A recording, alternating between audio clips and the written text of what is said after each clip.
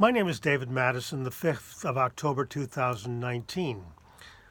I was a Methodist minister for 9 years, but by the time I had finished my PhD in biblical studies, my belief in God had evaporated. I'm an ex-clergy atheist. That wasn't supposed to happen. Seminaries exist to manufacture clergy, but if you look at the Bible too closely, too carefully, too critically, its flaws and defects become all too obvious. Hence this series of flash podcasts titled Bible Blunders and Bad Theology. I will talk about a lot of them. This is episode 8. If I could give a pop quiz to Christians on Paul's letter to the Romans, the 6th book in the New Testament lineup, I'm pretty sure that most of them would fail. They rarely read it and would be shocked by many of the ideas that Paul talks about. Listen carefully, for example, to what he says in chapter 13, verses 1 through 4. Let every person be subject to governing authorities, for there is no authority except from God, and those that exist have been instituted by God.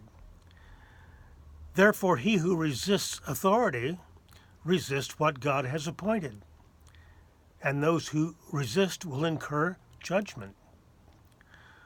For rulers are not a terror to good conduct, but to bad. Would you have no fear of him who is in authority? Then do what is good, and you will receive his approval. For he is God's servant for your good. But if you do wrong, be afraid, for he does not bear the sword in vain. He is the servant of God to execute his wrath on the wrongdoer.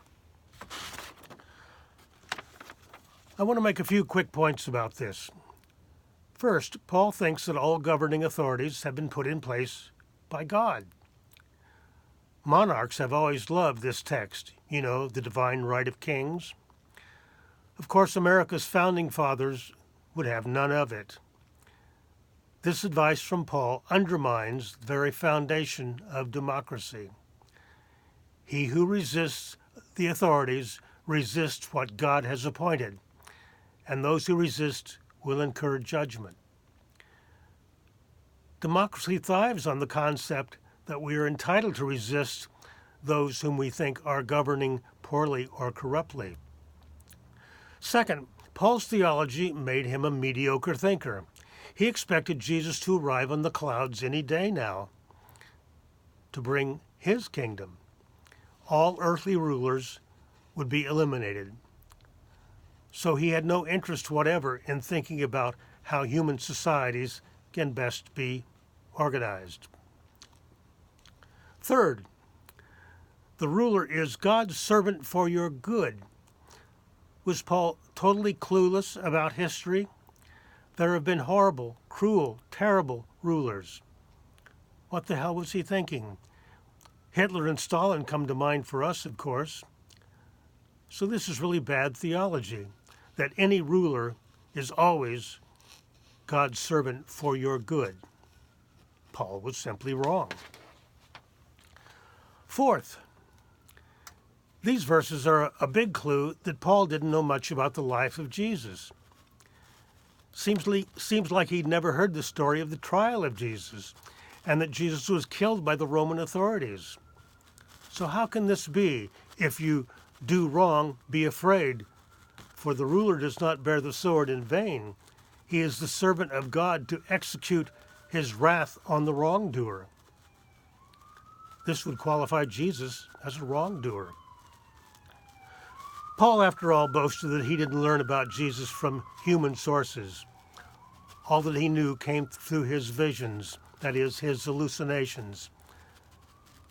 That can't be good. Of all things, he didn't know much about Jesus. Chances are, if you presented these 4 verses from Romans 13 to Christians and didn't tell them that they came from the Bible, they would say, "What rubbish." The Bible blunders and bad theology keep piling up, and there are many more to come.